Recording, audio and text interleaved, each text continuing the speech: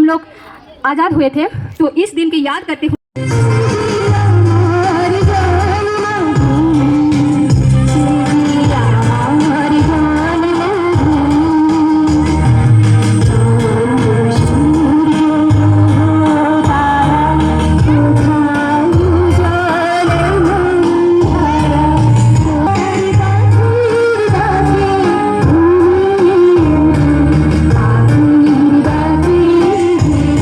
सृष्टि के आधार है और मम्मियों से कहानी सुनना आइए तैयार, क्योंकि अब शुरू होने वाला है आपका समय।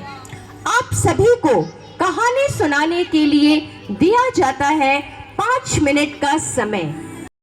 आज मैं आप सभी लोगों को सच्चा न्याय कहानी सुनाने जा रहा हूँ। इस कहानी में सिद्धार्थ के पास एक घायल हंस आकर गिरता है, जिसके शरीर पर तीर लगा हुआ है। सिद्धार्थ उसे बचाता है। इतने में देवव्रत दौड़ कर आता है और कहता है कि यह हंस उसका है, क्योंकि उसने उसे मार गिराया है। परंतु सिद्धार्थ हंस को देने से मना कर देते हैं। दोनों राजकुमार न्याय के लिए राजा शुद्धोधन के पास जाते हैं और राजा न्याय करते हुए हंस सिद्धार्थ को देते हैं, क्योंकि मारने वाले से बचाने वाले का अधिकार ज्यादा होता है। इसलिए हंस सिद्धार्थ का ही है। क्यों है ना अच्छी कहानी? That is why we should keep on reading and growing. Thank you. रचित कहानी नादान दोस्त पढ़ी है, जिसमें केशव और उसकी बहन श्यामा ने नादानी के कारण एक भूल कर दी, जिसके लिए उन्हें बाद में बहुत पछताना पड़ा। अरे वाह, कितनी सुंदर चिड़िया है। इसके तो अंडे भी हैं। हमें इसकी रक्षा करनी चाहिए। हाँ भैया, मैं इसके लिए कपड़े की गद्दी बनाऊंगी और मैं इसके लिए दाना और पानी लाऊंगा। ठीक है, चलो ऐसा ही करते हैं। खड़ा होकर देखो, खड़ा होकर देखो, देखो देखो पंछी देखो। अब ठीक है।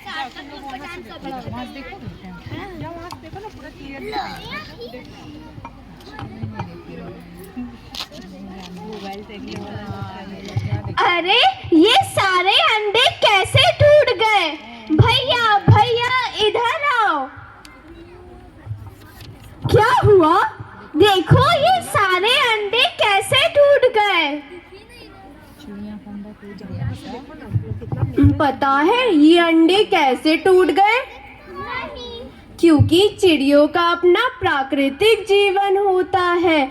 चिड़िया उन अंडों को नहीं सेती जिसने किसी ने छुआ हो।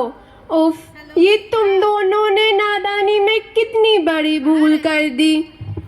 इसलिए नासमझी में किया गया काम ठीक नहीं होता। मनुष्य को जीव जंतुओं के जीवन में हस्तक्षेप नहीं करना चाहिए।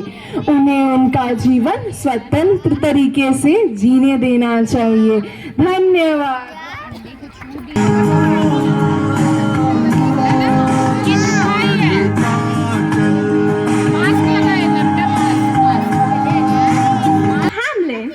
Was overrun with rats. The townspeople were desperate and approached the mayor for a solution. One day, a mysterious piper wearing colorful clothes arrived in the town. He promised to get rid of the rats in exchange for a large sum of money. The mayor agreed to the deal. The piper played his magical flute and the rats followed him as he led them into a river where they drowned. The town was finally free of rats. However, when the piper returned for his payment, the greedy mayor refused to the promised amount. Angry at this betrayal, the piper played his flute again. But this time, it was the town's children who followed him. The piper... The townspeople were left heartbroken, realizing their mistake too late. Moral of the story: always keep your promises and do not let greed cloud your judgment. ये झगड़ रहे हैं, अब मुझे ही कुछ करना होगा। आज मैं इन्हें एक सीख दूंगी। राम, इधर आओ। तुम अपने बेटों को एक एक लकड़ी दो। ये वाला स्टोरी तुमको सुनाया था ना बेटा? अब बच्चों, आपको इस लकड़ी को तोड़कर दिखाना है। वाह, आपने तो बड़ी आसानी से तोड़ दिया इसे। राम, अब इन्हें वो लकड़ी का गट्ठर पकड़ाओ। बेटा, अब आपको इस लकड़ी के गट्ठर को तोड़कर दिखाना है। प्रयास करो, अवश्य टूट जाएगी। अब अपने भाई को दो।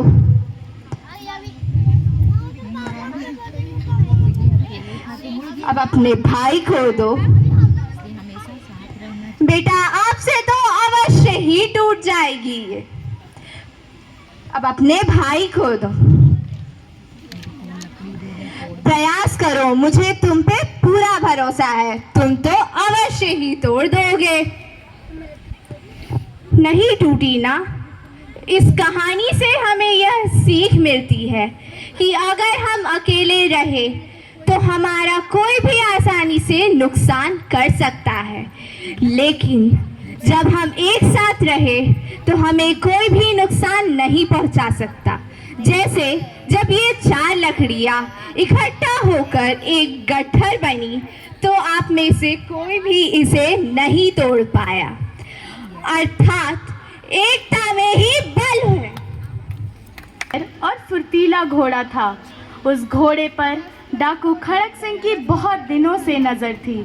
खड़क सिंह किसी भी युक्ति से सुल्तान को पाना चाहता था।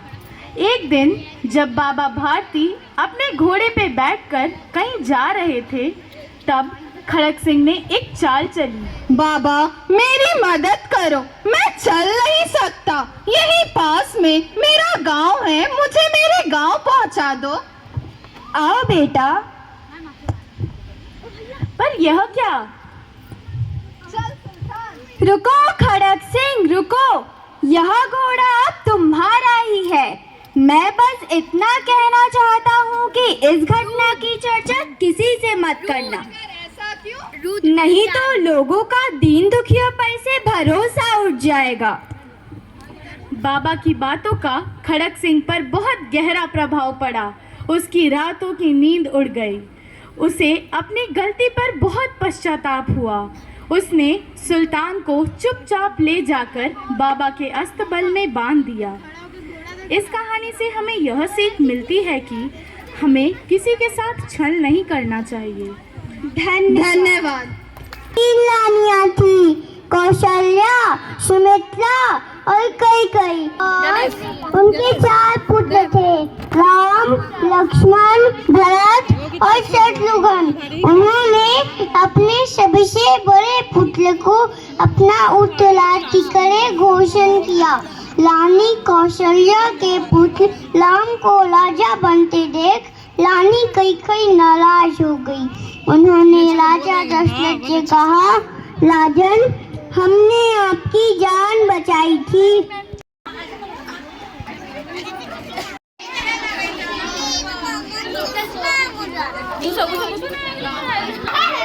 क्यों?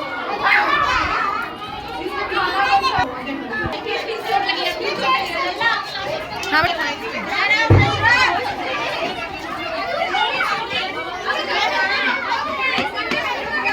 बत्तख।